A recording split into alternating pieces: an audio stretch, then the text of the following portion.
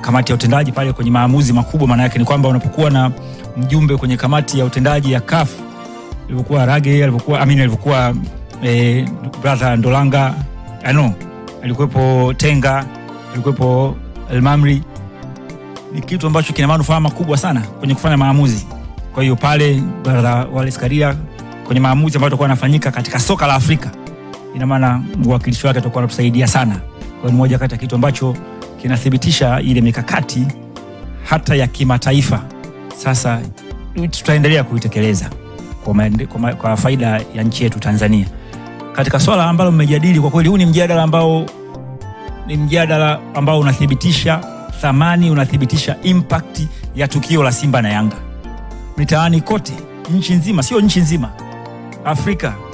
Wote wanazungumzia Tanzania, wanazungumzia tukio hili la kutokuchezwa kwa mechi ya Simba na Yanga na kuangalia kanuni. Yaani kuna watu wengine mpaka wako nje ya nchi wanahitaji kupitia kanuni, wazipitie kanuni zinasemaje. Inathibitisha ukubwa wa tukio hili. Kwa hiyo cha kwanza ambacho tunatakiwa kuendelea kusisitiza ni kusimamia kanuni. Kanuni zozote kwenye kusimamia kanuni. Kanuni bahati nzuri huwa zinatungwa kwa pamoja, mnatunga pamoja kanuni. Wote hapa tunakutana tutunge kanuni pamoja. Lakini linapotokea mahala kwamba umevunja kanuni na wewe pia ulihusika kwenye kutengeneza hiyo kanuni, kwa hiyo lazima uumie. Kwenye utekelezaji lazima kuna anayenufaika na anayeumia. Ni lazima, haiwezekani kwenye kutekeleza kanuni, especially panapotokea matukio kama haya, alafu wote mkanufaika. Ni lazima mtu mmoja aumie, mwingine anufaike. As far as wote mmehusika kwenye kuzitunga, wala hakuna shida. Na zina positive impact kwenye usimamizi. Kuna mchango mkubwa sana kwenye kusimamia kanuni kuliko ni kutokusimamia kanuni. Katika hili sasa Ali, tunaona kanuni zipo na mtanange hujapigwa, watu wameingia hasara. Nani hasa anapaswa kuwajibika katika hili? Je, ni Yanga, ni Simba, bodi ya ligi ama nani? Sasa mwenye mamlaka, kwa sababu tunaangalia mamlaka kwa mujibu wa sheria, ni mamlaka inayosimamia mpira wa nchini. Taarifa, mamlaka inasubiriwa itoe taarifa, itatoa taarifa kwa sababu ya kuahirisha ni hii na hii na hii. Kwa sababu mechi kuahirisha kwa mujibu wa kanuni inawezekana ndio masaa 72, lakini immediately kwa siku ya mechi huwa anatoa reference ya mechi kubwa ambayo mwe kuchezwa hapa, mechi ya ufunguzi kwa mfano ya African Football League. Ile mechi ya ufunguzi iliyofanyika hapa Tanzania, Simba, ile mechi hapa Dar es Salaam, siku 20 kabla ya ile mechi, hoteli zote za nyota 5 zilikuwa zimejaa wageni. Hiyo ni economic impact ya mechi ile. Huo ni mfano tu. Kwa hiyo kwenye mechi hapa ya Simba na Yanga ni moja kati ya matukio ambayo sio tu yana impact hata katika uchumi wa nchi. Achilia mbali hawa wajasiriamali, achilia mbali, yani waathirika ni wengi kweli kweli. Kwa hiyo panapokuwa pametokea labda kuahirishwa, lazima kuwe na scientific justification. Safety and security ni kipaumbele cha kwanza. Kama kuna vita unavyoona Al-Shabaab au nini whatever, waasi sijui nini, hiyo hata sasa hivi jamani tuondoke hapa, wala hakuna shida, mechi isichezwe. Hiyo ndio sababu ya kwanza. Sababu nyingine ambayo ndio sasa inasubiriwa ripoti itakayotoka ya bodi ya ligi, ambayo ndio itaelezea sababu ni hii na hii na hii, na hatua, uzito wa hicho kitu, na hatua kama zinahusisha masuala ya usalama, na hatua ambazo zitachukuliwa sasa kwa wahusika. Baada ya hapo ndio kikanuni hali ile ripoti atakayotoka baada ya muda gani? Sababu tunafahamu ile kamati ya saa 72 huwa inatoa ripoti ya matukio baada ya michezo.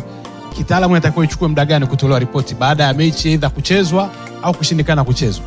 Sasa kwa uzito wa hili tukio ni tofauti na yale, ni tofauti na maamuzi mengine haya ambayo yanahusisha labda mechi. Kwa uzito wa hili tukio sijui wao wataangalia ratiba, kwa sababu wao ndio wenye mamlaka. Kwa mujibu wa sheria wao ndio wasimamizi, wao ndio wenye mamlaka. Na sababu ya kujustify, kwa sababu ukiona wametoa kabisa taarifa kwamba mechi imeahirishwa, ina maana kuna sababu. Kwa hiyo ile sababu ndio itatolewa na hao labda waliosababisha, hatua gani zitachukuliwa ambazo zitaendana na uzito wa kuahirisha ile mechi. Na kuna watu wameshasema kwamba wao hawachezi tena. Na kabla sijaenda kwa mashabiki, nikataka nimuulize Jemedari, kwenye ile barua ya bodi ya ligi kuahirisha mechi kuna kipengele kimeandika itapangiwa tarehe nyingine. Ina maana kuandika kupangiwa tarehe nyingine lazima mechi itachezwa hata kama kanuni ilivunjwa na mtu atakuwa anufaike kwa alama au na magoli yale. Ina maana kama itapangiwa tarehe nyingine ile kanuni tayari imesiginwa. Ya kwanza nataka kuweka concern moja hivi. Wakati tunazungumza hapa, tunajadiliana, ni vyema na heri kwamba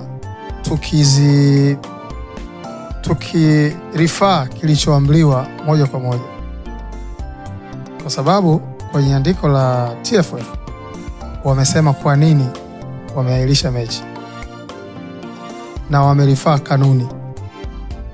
Kwa hiyo tusije tukaonekana kama tunaunda mambo yetu. Tusiunde mambo yetu. Kwenye mamlaka wamesema kwa nini wameahirisha mechi na wamerifaa kanuni ya 34(1)(3). Hawajahairisha tu mechi kienyeji kwamba bana mpira leo haupo. No. Kwa sababu isingewezekana hivyo. Yaani lazima wangekuwa na sababu ya kwa nini na kwa kutumia kanuni gani. Kwenye hiyo kanuni ya 34 kipengele cha kwanza kina vipengele vidogo 5. Kwa kipengele cha 3 ndio wao walipoona kwamba hapa ndio eneo ambalo tunaweza tukatumia kuahirisha mechi. Sio mara ya kwanza kuahirisha mechi. 2021 TFF akalia iliahirisha mechi.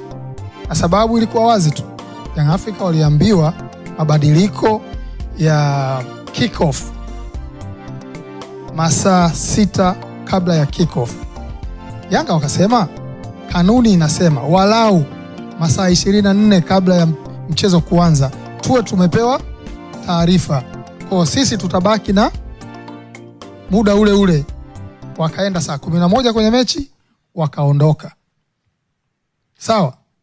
Kwa hiyo kanuni hii inayotumika sasa hivi kuahirisha mechi, wakati huo haikutumika kwa sababu hakukuwa na malalamiko, hakukuwa na dharura yoyote. Isipokuwa Yanga waliambiwa mechi itachezwa muda huu, wakasema kanuni haitaki hivyo. Kanuni inataka muda huu na sisi tutakwenda muda huu kiwanjani. Sawa? Lakini sasa hivi Simba wamelalamika na wako sahihi kwenye malalamiko kikanuni. Malalamiko ukisoma kanuni, sawa, yanafanyika kabla au baada ya mechi na yatakiwa kuandikwa kimaandishi. Sawa?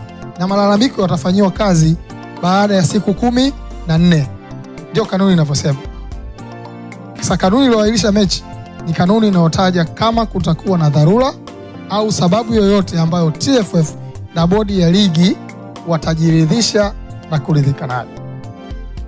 Kwa hiyo wao wamebadilisha mechi isiwepo na wakasema tutapanga muda mwingine.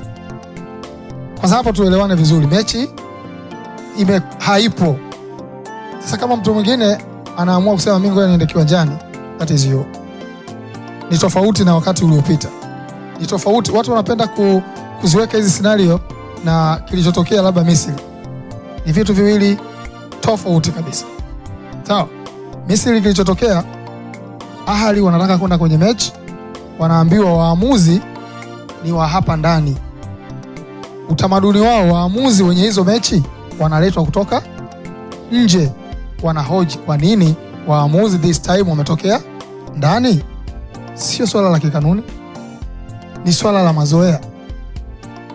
Sawa, wanaambiwa mechi itachezwa na waamuzi hawa wa ndani. Kumbe huko kulikuwa tayari na communication na waamuzi wa nje ambao walichelewa kuja. Kwa mamlaka inasema tutacheza, tuwezi kuahirisha mechi kwa sababu waamuzi wamechelewa. Tucheze na waamuzi waliopo. Sawa. Sasa ukiona hiyo mechi ambao hawakwenda kiwanjani ni wachezaji wa Ahli, bench na viongozi wao tu.